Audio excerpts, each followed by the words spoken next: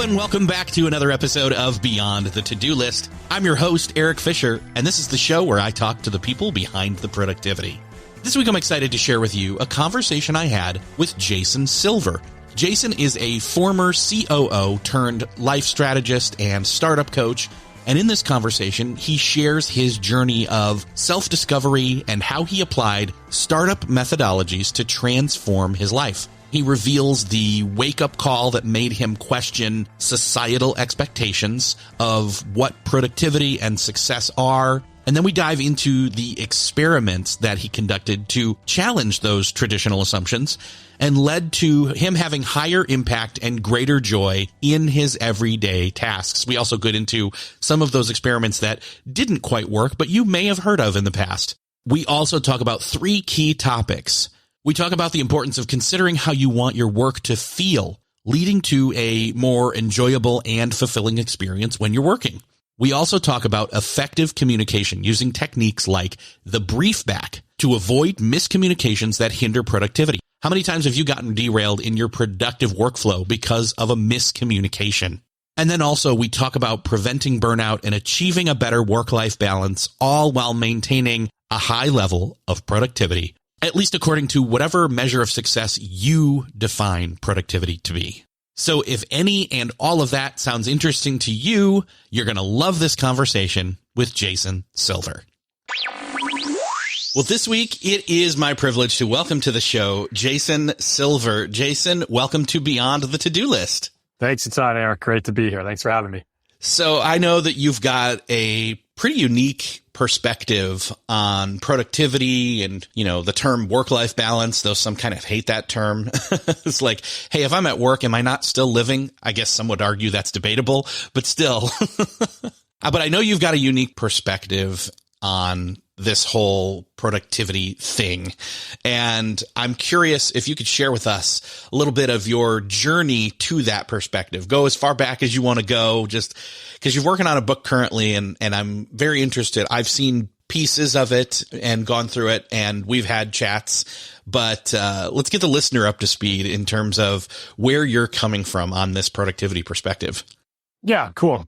Go way back, engineer by training. I did an undergrad and a master's degree in engineering. Started off thinking I was going to be pretty technical. Like I really love problem solving. Started working as an engineer, working on kind of hardware, software, realized pretty early on I was actually most interested in like how you build teams around a really good initial product idea. And I really wanted to go into business. I really didn't want to go back to school. I had kind of done enough of that. So I did my first real entrepreneurial thing. And I wound up finding a startup who I said, hey, like, I'd love to come here and do something in business with you guys. There's nothing in my resume that says that, I can do this, but I feel like I can. Let me come here. I'll work for free for a little bit. It'll either go terribly, no harm, no foul, we'll part ways, or it'll go well and we'll kind of keep going. I got very lucky. The CEO there really put me in a lot of situations that were way above my pay grade. I got the sit here, don't say anything, take notes treatment. But I got to be in all sorts of really great conversations about fundraising, partnership deals, commercialization. So I got what I would call kind of like a practical MBA. Company got bought. My job became a little bit cookie cutter. I had a software hobby. Can't see the quotations on the podcast, but picture me giving quotations on the side. It's probably taking up like 30 hours a week.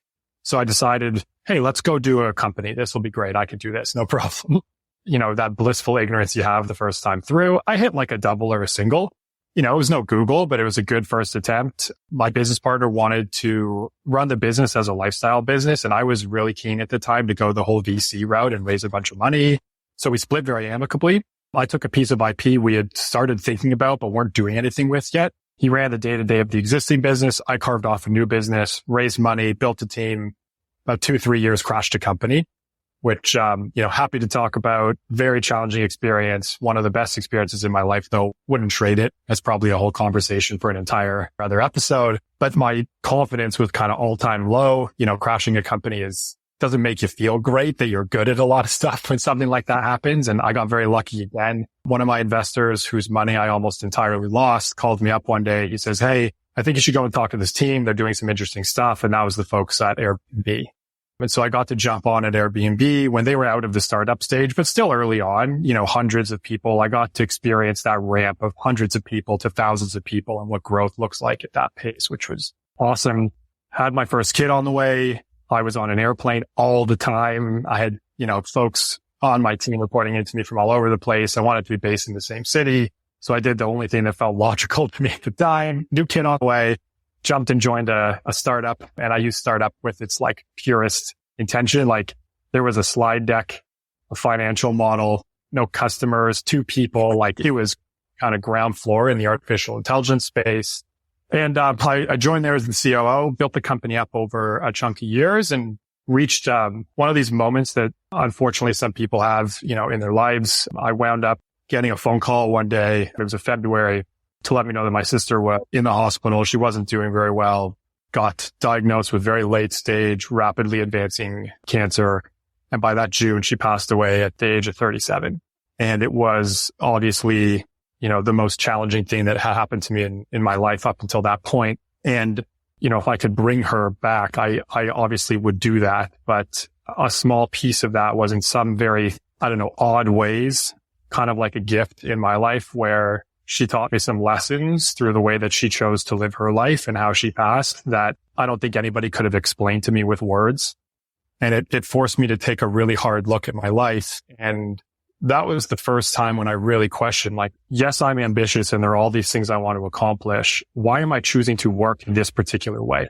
Do I have to be running at 150 miles an hour all the time? Is it true that I have to give up on a bunch of stuff in my life in order to accomplish things I want to accomplish at work? And I never really loved the ideology that you can have a more full life if you just accept less at work or vice versa. I just never really questioned it. I always thought about it as I'm working really hard now and I'm trading off on some life stuff now so that when I earn some magical amount of money in the future, I won't have to work this hard and I'll scale back and I'll enjoy my life more. When my sister passed, it was well, wait a second, you might not get there. And aside from that, if you look at the data, not a lot of folks pull back later in life when they've been going that hard for the majority of their lives. And by that point, there's a lot of damage that can happen in your life outside of work.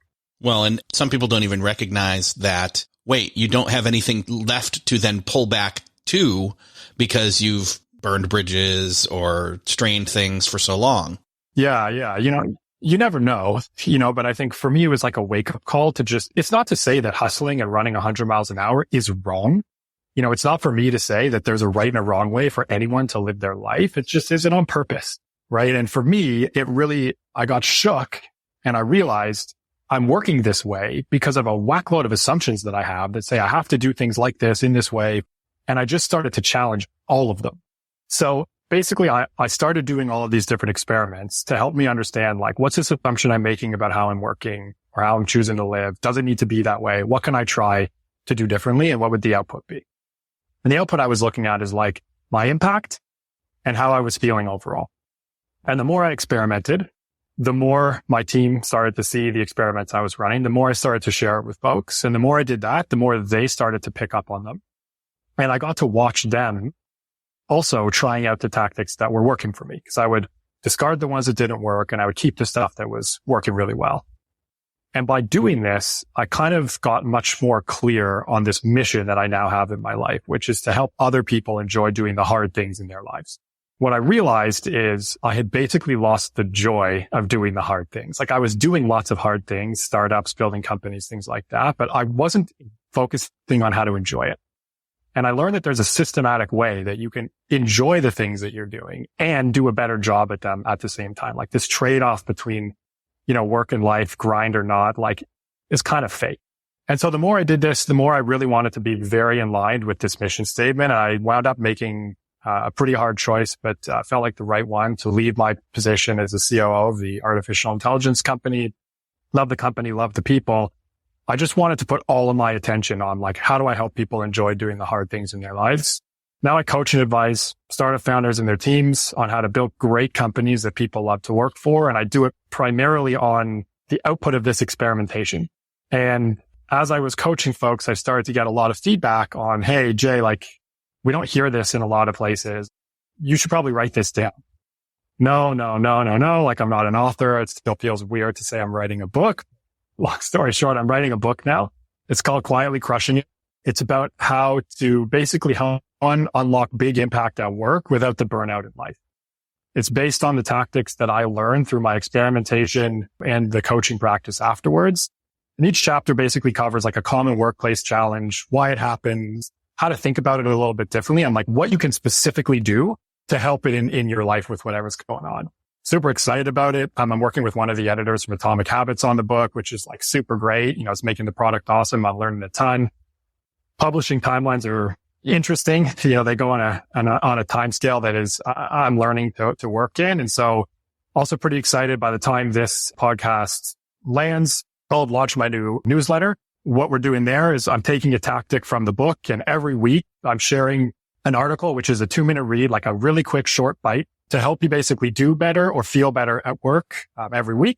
Anyone that signs up there, which you can do at my website, which is qcibook.com, stands for Quietly Crushing It. So qcibook.com. Sign up's free. Anyone who signs up is going to get that kind of weekly tactic straight from the book, in addition to a free preview chapter that will help you with a very specific technique to accomplish 5 days work in 4 days. So 2 things stand out to me that I think are very interesting. Number one, you talk about helping people find the joy in doing the hard things. And most productivity people, or most people when they're talking about productivity, when they talk about doing hard things, they come at it as like, okay, let's chisel this down. Let's break this hard thing down into smaller, easier things. I'm curious what your perspective is as to people finding joy doing things that are hard. Is it a sense of fulfillment? Where exactly are you going with that? Yeah. Listen, it's kind of unsexy, and it seems very obvious when you say it out loud. But if you want to enjoy work more, you have to do more things that you enjoy on a regular basis. And so where we put a lot of our attention traditionally is, what are we trying to accomplish? So talk about productivity, people, project plans, whatever, taking a concept, breaking it down into bite-sized bits. That's absolutely necessary. And that will go in kind of column 1 for me. What do we need to do? The column that we're often not as intentional about is, how do we want it to feel along the way? Sometimes it needs to feel like a grind. Hey, we've got to launch this product or get this project out, 80-hour weeks for 2 weeks. It's going to be tight and tough. Everybody buckle up. This is how it's going to feel. But we've been explicit about that. Other times we might need to accomplish a thing. There's 27 different ways to make this thing happen. If you just take a little bit of time to talk about what path that we could take would involve the most enjoyable activities for me and my team, you can accomplish the thing that you have to accomplish, and you can do it in a way that you're much more likely to enjoy. It's just like when you go somewhere, you look at a map, right? You put a destination into Google Maps, you have tons of choices. Point A to point B, fine, you put that in. Do you want to walk? Do you want to take a bus or public transit? Are you going to drive? Do you want to avoid tolls? Do you want to take the most economical route? You're still going from A to B, but you're taking a second to tell Google Maps how you want the journey to feel for you. Do the exact same thing at work. And you can take this very esoteric concept of like, how do I enjoy my day to day more? And you can make it highly practical. I love giving presentations. Great. The output of this project is going to be a presentation instead of a Excel sheet. Whatever that thing is for you, just taking a little bit of time to say, I understand what we need to do now to get from A to B. How do I want this to feel? That quick moment of reflection and looking at that aspect of the work that you're doing can really lead to a lot more joy. And it doesn't force you to have to change your job or the tasks that you have to do. Just changes the way in which you approach it. And changing that way, but first changing that perspective on what your options are, can make all the difference. Yeah. The power of a great question, basically. Okay, great. Thank you for sharing that. I really think that's a great perspective. Okay. The other thing that I thought was interesting is, and I'm very curious about, is you said that you were doing all these different kind of experiments. So I'd like to get some insight here as to what you did. Break down, okay, here's some that I'm assuming you said, okay, I heard about this and then I heard about this. What was kind of your methodology? Like, where did you go looking for possible experiments to do? 1. 2, what did you try that worked? What did you try that didn't? Which I guess is an A and B, 2 A and B. And then 3, what are you still doing that's actually working? And 4, caveat, again, some stuff works for some people, some stuff works for others. We're all different, but that's what this show is for. So I hope you can follow 1, 2A, B, and 3 and 4. 4 doesn't concern you. That's the listener's problem. Yeah. you and the audience, I guess, will keep me honest on this one, but like, where did I find the ideas? What worked? What didn't work? What am I still doing today? Okay. So where did I find stuff? I mean, it seemed a little bit nuts, but like if somebody somewhere said that something would or feel better, I put it in the backlog. So I was reading at the time, I was reading, I don't know, 100, 150 books a year, just as everything I could get my hands on. I was reading like neuroscience, psychology, mindfulness. I'm not ashamed to say like tons of self-help. I've probably read most of the self-help books that have come out in the last chunk of time.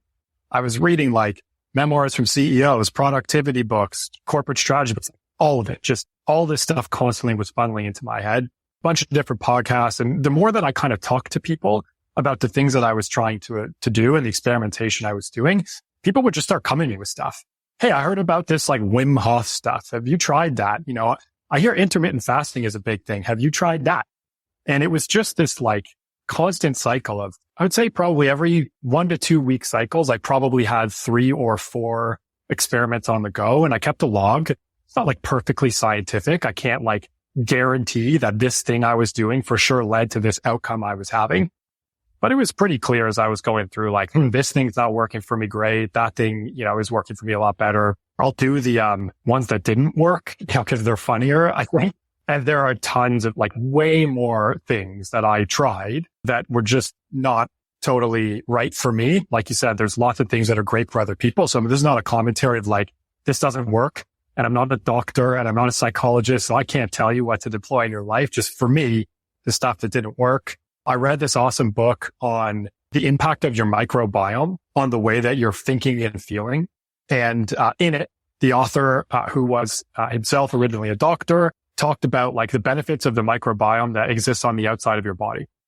And when we shower with all the soap and products that we use, we're stripping it away. And that can have a big impact on your mood, behavior, all this kind of stuff. So yada, yada, yada. I stopped with soap. So I still wash my hands, right? But I went like no shampoo, not really using soap on most of the parts of my body. I'll spare you the details, but like bare minimum on the soap front. This was an obvious non-starter. Probably shouldn't have even started with the thing. I made it like 4 days, you know, before I was just like, this isn't going great. Like whether it's going to help my microbiome or not, like I'm not enjoying the way that I feel. I am self-conscious walking around people. So that one lasted about 4 days. A very common one that a lot of people are into. And again, no comment that this is right or wrong. It's just my experience. I was intermittent fasting for over a year. I thought it was going to be a habit that was going to stick with me. But for me personally, with my lifestyle, I've got 2 young kids, pretty active. I found that intermittent fasting turned into like intermittent feasting. Like I was just trying to jam the calories inside of my eating window as much as I possibly could. That I was eating like nonstop all the time, lots of calories just to fit it into this window here. And I realized that I don't want to say stress, but like the mental load of, can I eat yet? What am I going to eat? How do I work my schedule around the times that I need to eat? Because I know at a certain time in the evening, that's it. There's no more eating and I have to get enough calories in. It was a big mental overhead. So I stopped with that one. And, maybe I'll pick it up again one day, but that one kind of went by the wayside.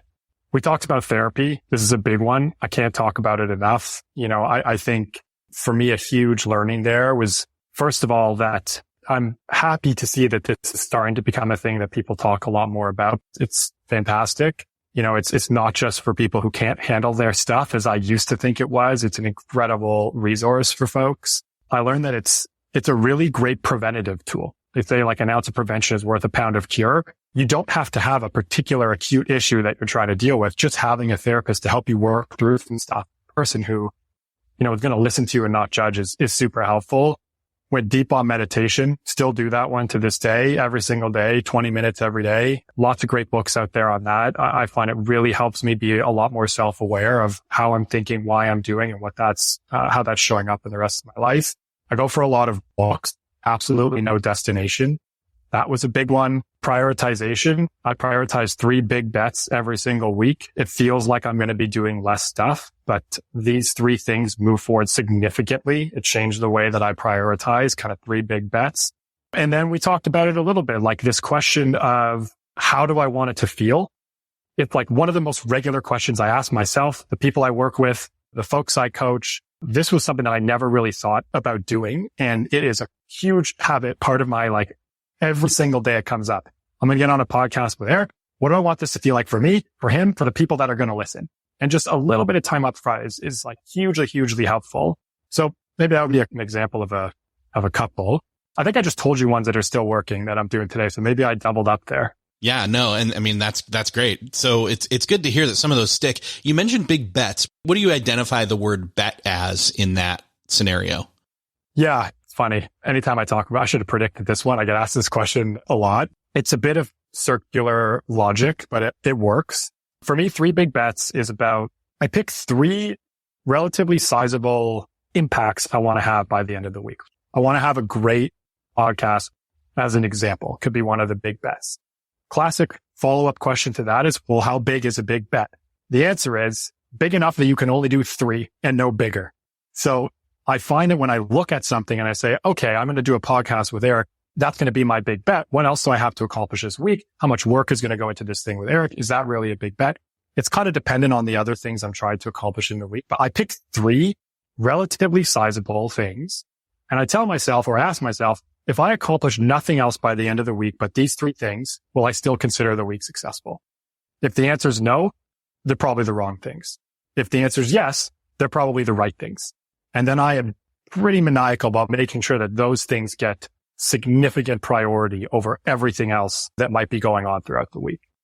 Okay, that makes sense. Now, some people would take it a step further and say, okay, now those are those 3 things for this week. How do I make sure that I don't know, move the needle on all 3 of those daily or mostly daily? There can be, I mean, I think it'd be acceptable to say, okay, here's a day, here's Tuesday, for example. Monday's Monday, but here's Tuesday, and I'm only going to push the needle on 2 of them because the third thing, there's something that I can't really do till I get something back, or I don't know, variables. Life is filled with them. And so, yeah.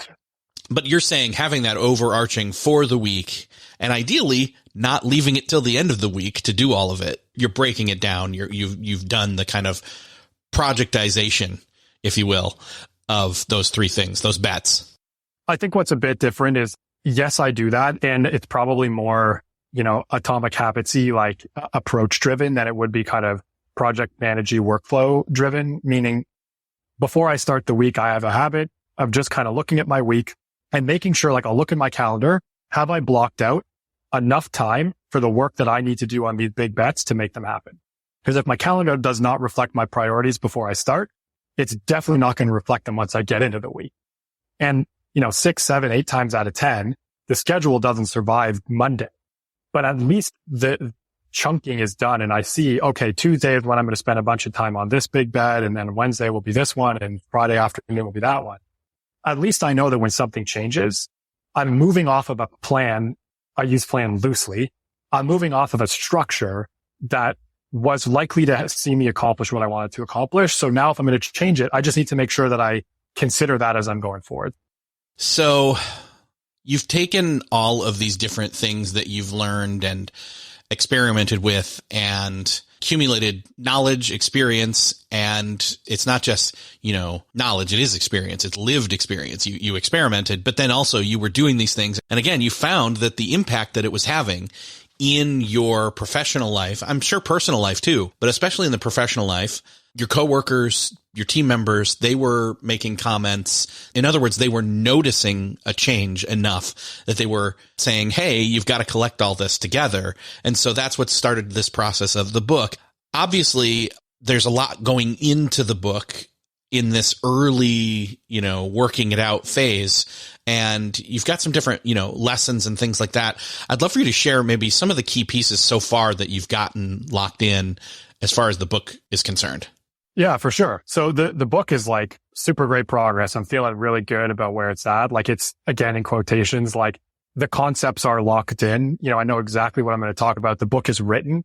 It's in kind of that late stage of, massaging, making it sound the best it can possibly sound. And so we can definitely talk about a couple. I think the kind of lead into it is this idea that we're kind of seeing something very unprecedented right now as it relates to work. So for the first time ever, if you survey employees, you're going to find that the number one consideration, not for everybody, but if you look at like across the board, what's showing up most often, number one consideration is balance.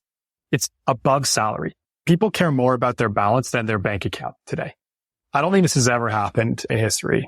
The challenge is that companies and people, I think, are still trying to figure out how to actually make this happen. And if you look at more data, my take on it is like work isn't really working right now. The vast majority of people have burned out at least once in their current job. Stats are something like 80%. Something like 75, 77% of people are disengaged from their jobs. Quiet quitting is a constant terminology. Productivity is declining. The fastest rates that we've ever seen it in as long as we've been recording this stuff, which goes back to 1948. And so what I wanted to do is put something together that would help anybody, regardless of how they feel about their jobs right now. So if you love your job right now and you're looking to grow, or there's some aspects of your job that you don't really love and you want to change, like same resource is what I wanted to put together.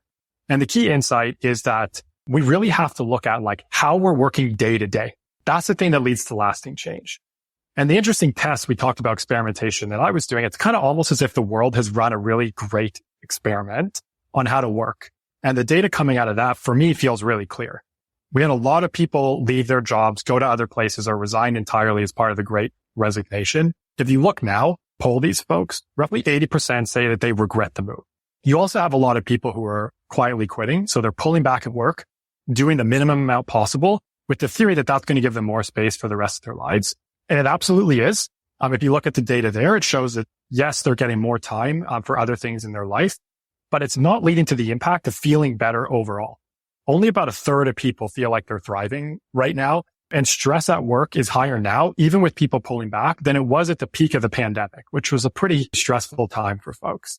And so this other way that I'm keying in on is this missing step of not just looking only at what we're doing or how long we're doing it for, but really honing in on like, how are we working? And the idea is about getting practical, about working smarter, not harder, which is a terminology that everybody has probably heard before. The challenge I found is like, nobody tells you what to do with that. Like, I don't wake up in the morning and think to myself, I have these things to get done. I'm going to do them in the dumbest possible way I can think about. We're all trying to do it the best ways that we can. But until I kind of broke my life down into a set of experiments to figure out how can I actually work smarter than 100, I didn't know what to do. Right. And so that's where this book comes in. It's like a highly tactical set of the most common challenges that we're seeing that I've kind of gone through my own testing ground, working with my clients, et cetera. The first kind of key insight there is first thing you need to do is you need to create more space for yourself. Anytime you think about like your growth, enjoying your job more, having a bigger impact, there's a lot of important self-reflection work that needs to go in there. Oftentimes people tell you to start with yourself. And I love the idea of working on yourself. But to really truly get introspective and think deeply about what's going on in your life, you need to give that time and space. It's not an easy thing to do. You're not going to do it off the side of your desk at 11 o'clock when you just finished dealing with the kids and email and whatever, right? It needs space. This is like time and space that most of us don't actually have. So the first step you need to do is you need to find a way to create some more space. And you can do this by avoiding the most common workplace slowdowns. Basically free up your time, have the exact same impact, but have that impact with less effort. And I thought that's where we could kind of focus is like this idea of how do I accomplish 5 days of work in 4 days without working, all those hours crammed into the 4 days? Like, how am I actually generally going to work smarter? And honestly, that ties into the 4-day work week that a lot of businesses have done, I will say, successful experimentation with. One, for example, that I have a partnership with is Blinkist, and I actually hosted a webinar where we walked through their findings from that. I bet I can find that and link up to that in the show notes for this episode. So I'd love to hear it. There's lots of great stuff out there on it for sure. I think it's very much just the tip of the spear of companies right now that are trying it out. There's a lot of beauty that you get from having a forcing function. When you have to do 5 days of work in 4, you have no choice but to figure it out. It's a lot harder when you're the only person at your company trying to do 5 days of work in 4 because it always it'll slip out and drag out. And I think a lot of companies are worried to go that route because they're concerned our productivity is going to drop. And so what I'm excited about to like share with folks and to put in the book, et cetera, is like, here are tactical, tangible tactics that you can do these things and I can show you how this will help you accomplish the same amount of work. It's just going to do it in way less time. And whether the company decides to go to 4-day work weeks or not, kind of everybody there can be working a lot smarter, not harder. And everyone's going to love that. They'll be more productive. People will feel better, et cetera, et cetera, et cetera. So how do we jump into this idea? How do we engage with this and implement it? Yeah. We'll start with a game pretty much everybody, I think, has played before. I'm sure you've tried this. You ever play like Broken Telephone as a kid? You've got kids. Have you watched them play it? So for anyone out there who hasn't played it before, very common game for younger kids, though you can play it with adults. The same thing happens. You basically line up the kids. You tell the first kid a message. That first kid whispers the message to the second kid to the third kid, all the way down the line until the last kid shouts out something ridiculous like purple monkey dishwasher. It sounds nothing like whatever the first kid said. So we all play this. And to me, this is one of the most interesting things that happens in school. So one of the most important things that we do as human beings is communicate with each other. I'm talking to you right now. I'm talking to people at work all the time. Communication is critical. And yet here is a game that we are taught about in school where we all have a big giant laugh about how incredibly bad we are at communicating with each other down a line. And the teacher or adults just say, hey, isn't that funny? And we move on with our day. And no one says, here's how you can solve this problem. Here's how to communicate really effectively. Because by the way, you're going to be doing this for the rest of your life. And if you extrapolate from grade school and you say, Jay, that's like I don't know, you're being a bit pedantic there. Like it doesn't really have any major impact. Well, if you dive into the research, it does. The United States of America alone is wasting $1.2 trillion on workplace miscommunications every year. There are only 14 countries on this planet who are producing more, meaning their GDPs are higher than the amount of money that the United States of America is wasting miscommunicating with each other. Staggering figure. You might say, fine, 1.2 trillion, that's inaccessible. I don't know what to do with that. Run the numbers. If you run it all the way down to every individual employee, what that works out to is 1.2 trillion is effectively a full lost day of productivity for every single working person. Not great, right? We all kind of have this kind of stuff. We work on something, you hand it in, turns out this wasn't the right thing. You go back and forth in a meeting that's very frustrating, trying to explain a thing. It's just not landing in the right way, or you have follow-up meeting after follow-up meeting after follow-up meeting. None of these things feel that big in the moment. Maybe it's costing you 15 minutes or an hour or 20 minutes here. The point is when you add these all up over the course of a work week, they're adding up to roughly a full day's loss of productivity. And the challenge there is this idea I like to talk about the different visible and an invisible miscommunication. Visible miscommunications are really easy. Our brains are incredible, visible miscommunication identifiers. I say a thing to Eric. Eric doesn't understand what the heck I'm talking about. His eyebrows go down. His head cocks to the side. He looks at me funny. And immediately I realize that thing I just said to him bounced off his forehead. He's got no clue what's coming out of my mouth. I back up. I try again. The visible miscommunications aren't the ones that are causing problems for us. It's the invisible miscommunications. These are the ones where I say a thing. Eric perfectly understands the words that I said to him, but the way that he interprets it is different than the way I intended it. And these are invisible because there's no way for us to know without taking some kind of a step. Sometimes we'll ask what, in my opinion, is one of the most unhelpful questions we can ask people. Hey, Eric, did you understand that? Does this make sense? The problem is that the answer to that question is yes, it made perfect sense to Eric. Yes, he understood. If we go back to the game of Broken Telephone and I stop and ask every kid, do you understand what was just said to you? They will say yes. And they're passing along the wrong message. So it's not about if understood. It's about what understanding you took away. And the key insight here is that communication does not end when the words leave our mouths. We tend to spend a lot of time thinking about how am I going to say this thing? I have to give a presentation or write an email or I'm going to communicate a thing to Eric. We think about the words we're going to use. We don't think about the way they're going to be interpreted. So instead of thinking that communication ends when the words leave my mouth, instead what you can think is communication actually ends when I hear my own words repeated back to me. And the fix is pretty simple. If you look at some of the highest risk professions where a miscommunication doesn't lead to like lost hours, it can lead to loss of life, military, healthcare, high voltage power folks, they have a solve for this. It's called different things in different places. I didn't come up with the terminology. In the military, they call it a brief back. Basically a repetition back of what you've heard. It works because it makes an invisible miscommunication entirely visible. If Eric tells me what he took away from my communication to him, I can then listen to it, goes into my ear, and I can verify that that is actually what I was trying to say to him. And so the question I had was, okay, I'm seeing all of this miscommunication happening. I know it's wasting a lot of time for me and my colleagues. There's a perfectly good solution for it out there. why is this not happening in the office? The reason why, it's incredibly awkward. It's not a thing that feels good. You need to understand how to approach it. And I tried a lot of the wrong ways. I'll try brief back this way, that way. What if I describe it like this? And it just, sometimes it will land, sometimes it will not. What I learned is there's a really good way to do it and a really, really not good way to do it. The good way is something like this. Can you let me know what you took away from this conversation? Because I want to make sure that I did a good job getting my point across to you. The key here is I'm keeping entirely focused on me. I'm not talking about your ability to listen. I'm talking about my ability to communicate.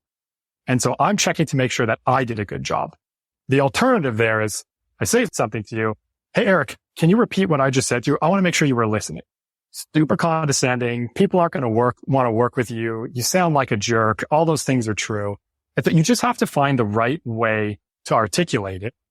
And when you keep it completely centered on yourself, it winds up being very safe. I've done this with many teams I've worked on. I coach many folks on it.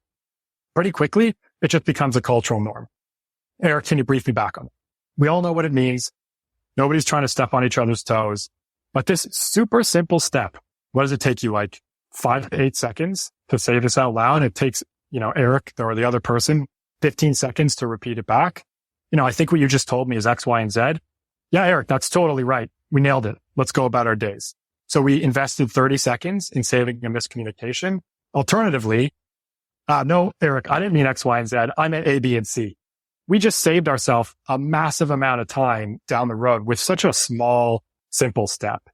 And I used to think I was a highly effective communicator until I started doing brief backs. And I realized when I was doing them, somewhere between 5 and 6 times out of 10, my message was not landing in the way that I intended it to land. Even though my words were quite, in my opinion, quite clear, because human beings are different, they just land differently with different people. And you want to make sure that you do that check. I could say a lot of different things right here, right now about signal to noise ratio, or the fact that we're all different. We come from different places, different stories, different languages we speak, different perspectives. And we're all gifted with, like, I've got a microphone literally right now as we are talking. The funny thing is that I'm going to talk literal and metaphorical at the same time. So right now I'm talking to Jason and I'm using my microphone. I also am wearing headphones so I can hear what he says back to me, but we all have different ways / styles / whatever you want to call it. In other words, our human tech of our microphone and our headphones or speakers are unique to ourselves. And then take that and throw that into the literal world of tech with actual microphones and actual headphones and tech issues. So we've got all these different variables. It's no surprise to me. And I was a communication major. So comm theory, this is my sci-fi geek out moment. I'm 100% with you on this, that this is a huge thing when it comes to work and working together as teams, but also in relationships across the board, home, work, friends, family, all that kind of stuff. Yeah, it works equally well outside of the office. I'll give you a classic example inside of the office, and people can look out for this kind of thing.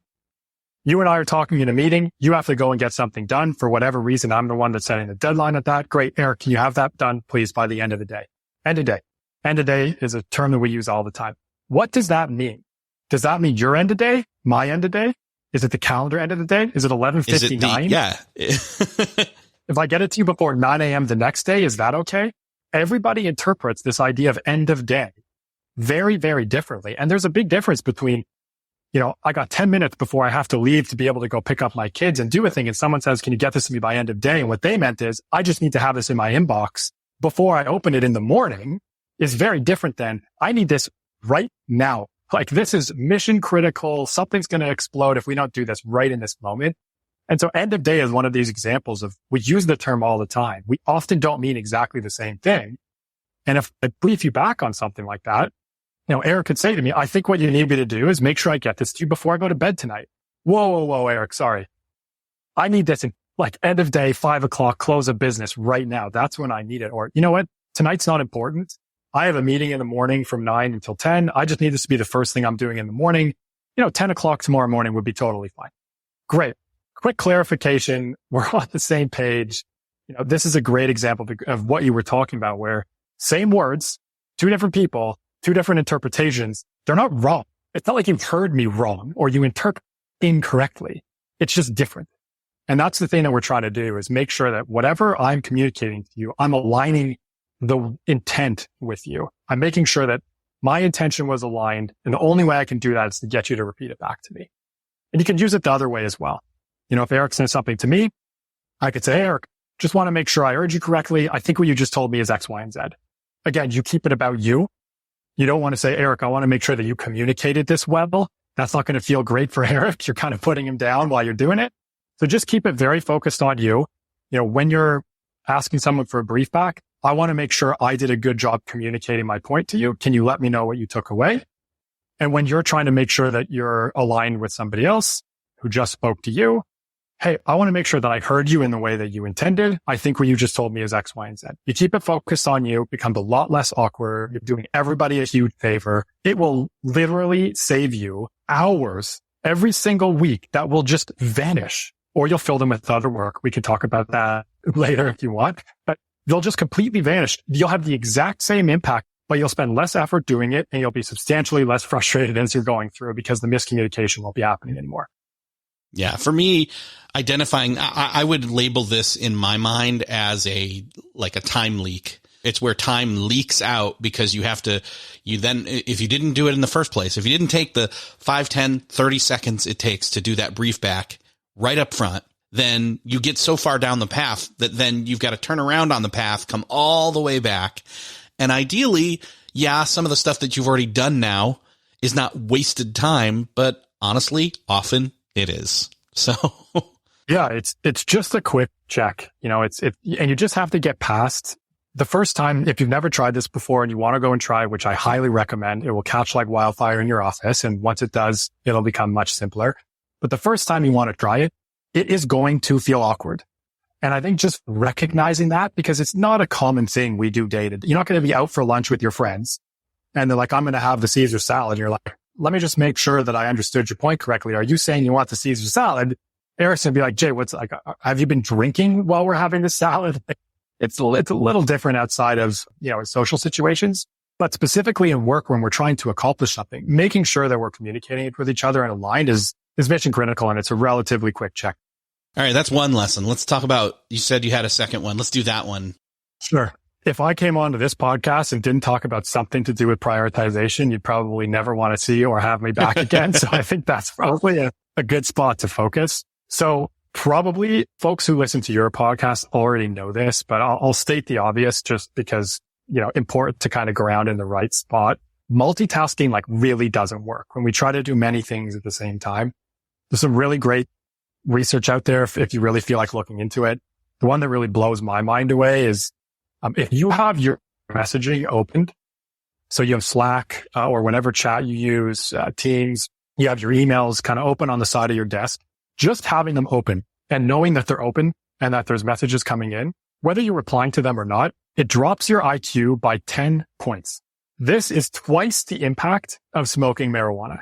And I do not recommend this, but you are better off cognitively showing up to work high than having your messages open while you're working. Please do not show up to work high. I am not making that recommendation, but it's just an unbelievable thing that it overloads our brains in a way, and trying to do too many things at once doesn't work. A little bit less known, but still something that is talked about. If you really do go deep on the kind of prioritization productivity space, as I know you guys do, we are as human beings susceptible to something called the planning fallacy. So we have a tendency to think things will take a lot less time than they actually do. So we expect to get way more done than we actually can. We don't wind up getting it all done because we never could have in the first place because we overscoped ourselves. So we get less done and we stress more about it. If we allocated a lot better and actually live that allocation, we could feel better, do better. There's some great work from Calvin Newport. He wrote Deep Work, awesome books, that shows that it's about 20%. So we will over allocate ourselves by about 20%, which is a really big impact. I don't want to be 20% over allocated. That's not going to feel good. And so as I started to look at this one, I wanted to understand, how do you tell the difference between a distraction and something you could be working on? What is a distraction? And the interesting thing is, a distraction is incredibly context dependent. People will sometimes say like, you shouldn't work on email, during the day. Sometimes writing an email is the single most important thing you have to do that day. And that email is incredibly important. Other times, like when you're sitting in a meeting trying to learn something or talk to somebody, maybe not the best time for email. Exact same activity, whether or not it's a distraction, is highly context dependent. And so what I think happens is that a distraction is basically when we do something that we later on realize we should have said no to. So it wasn't the top priority and we went and we did this thing. Super challenging. Why is that happening? How do I get pulled into distractions? There's a lot of good cognitive science on this. Your brain craves distractions. You get the dopamine hit when there's something new. Like our brains are working against us to stay focused. But I think again, that's, maybe more behavioral psych than we want to get out there. But if you dive into this, what you see is like your podcast has covered tons of this. There's a lot of great stuff on the act of prioritization, figuring out what your priorities are, structures to keep them, in your head, to-do lists, all sorts of other tactics, which are great, but in my opinion, incomplete. My experience is that we're pretty good at knowing what we think we need to do. Most people will usually know their top few priorities. I talked about, the 3 big bets. Some people might pick one. You might call it something different. A lot of people are pretty good at figuring out this is what's important for me. What the kind of tactics that are out there that help you do this kind of prioritization are missing a little bit is that prioritization, in my opinion, is psychological. So we're social animals as humans. We like to get along as much as we possibly can. We have an inherent desire to help other people, which effectively means we want to say yes. The result is we don't often say no, even when we know we should. Eric's asking me to do a thing. I'm like, oh man, I already have too many things to do. I don't want to say no to him. He's going to think I'm not really trying very hard. I'm going to let him down, blah, blah, blah, blah, blah. I say yes. And I take this already over allocated week, thanks to the planning fallacy, and I jam even more on top. Super challenging problem. Reason why, like not doing something in my experience is way harder than doing it, right? It's like that old saying, like, don't think about a white elephant. It's the first thing that pops in your head. Probably everybody listening to this is now thinking of a white elephant. Even though you've probably heard that 100 times, you can't stop yourself from thinking. Like not thinking something is much harder than thinking it. So it's not a better to-do list that I think we need in some cases. It's a better psychology to actually say no. When something pops up, we think it's probably a distraction or it's not aligned with our top priorities. How do we actually say no to another human being without all of the like guilt and, challenge around that particular idea?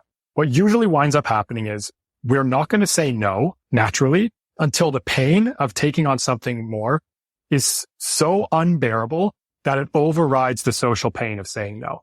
Like I'm at my limit. I literally can't imagine a way to put anything else. I'm really stressed out. Eric asked me to do a thing. That's when I'm primed to say no. But we want to be able to say no like substantially earlier without getting to that tipping point. So the real question for me is how am I going to do this? How do I actually say no better? Just like broken telephone, where we're teaching in school that we're not good at communicating, but no one's teaching what we actually do about it. There isn't a lot out there that's teaching us, like, how do you actually say no better? The first step, mission critical, you got to get your priorities clear. We talked about that earlier. I have my 3 bigger bets. Eric has probably shared a million different tips in this podcast from previous episodes that you could use to help you get your priorities clear. Once they're clear, what you can do to make saying no a lot easier is just shift the question around. Instead of saying no, you can try saying, what do you think instead? Which is much easier. It's way less scary.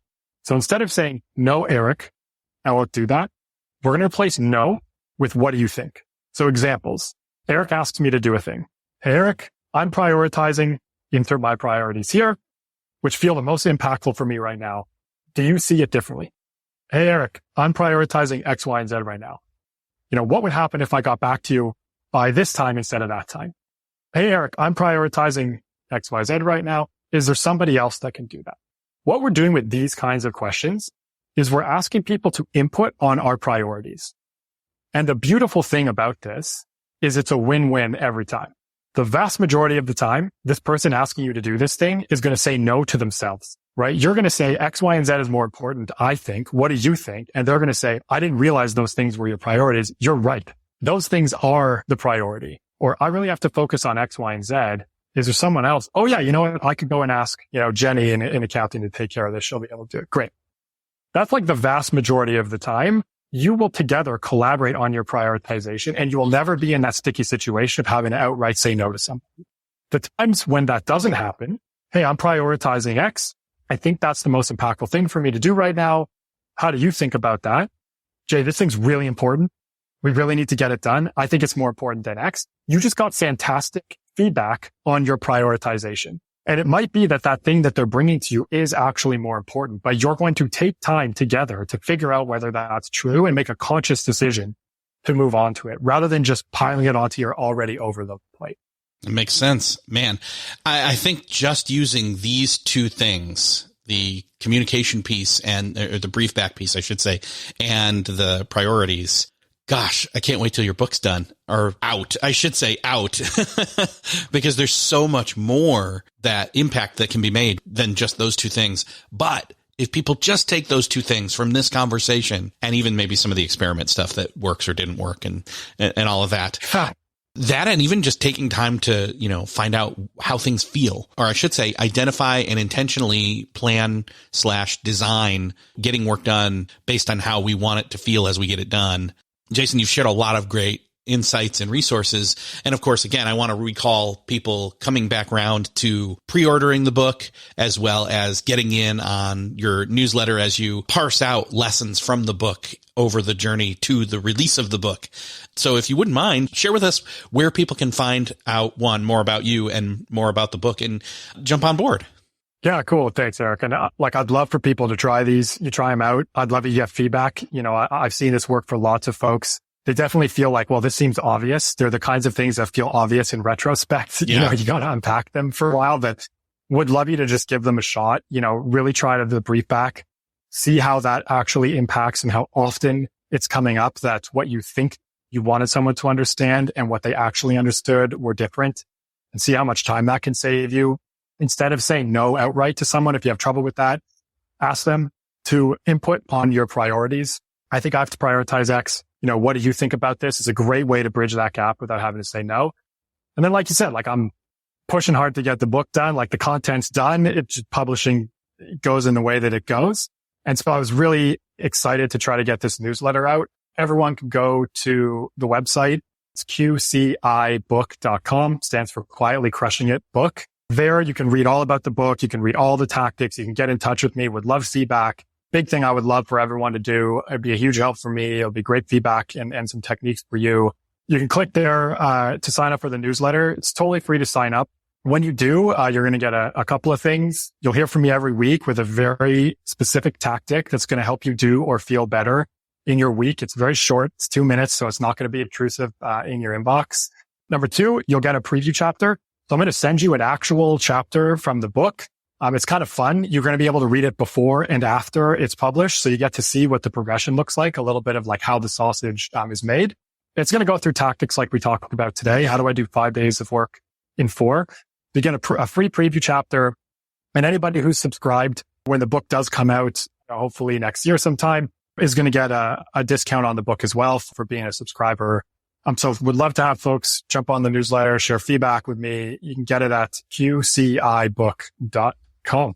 Awesome. That is so cool. And consider myself subscribed. I haven't yet done it, but I'm about to as soon as we're done talking. As soon as we hang up, I will be doing that myself. So Jason, thank you so much for sharing and giving us your insight, your perspective. It's very helpful. And again, that's why we do this show. So Jason, thank you so much for talking with us. And I think, once the book's out, we can dip into some other stuff from the book next time around. Yeah, it's my absolute pleasure. I've been listening to the podcast for a long time. So to have a chance and come on here and talk to you and the audience is like an absolute treat for me. Really appreciate you giving me the opportunity to come on. Great to have a chat. Would love to come back. We get a little bit closer to the book coming out, but in the meantime, would love to have anybody from here jump on the newsletter. I know the audience is very adept at prioritization, productivity. I'm sure there'll be some great feedback to come from there. And I'd love to see what everyone thinks of the other ideas from the book. So thank you so much for having me. Can't say thank you enough. And I'll look forward to the next time we get a chance to connect. Awesome. Thanks. Well, that's another podcast crossed off your listening to-do list. I hope that you enjoyed this conversation with Jason Silver as much as I did. Thank you so much for listening. And again, if you enjoyed this conversation, if you got something out of it definitely consider signing up for his newsletter. You can find that at the show notes at beyondthetodolist.com. That's also the place that you'll find all the other show notes for previous episodes. You can follow the show if you're not subscribed and getting new episodes as they release. And that's also where you can do me the favor of sharing this episode with somebody you know needs to hear it. Hit the share button over at beyondthetodolist.com or right here in the very app you're listening to this. Thank you so much for sharing. Thanks again for listening, and I will see you next episode.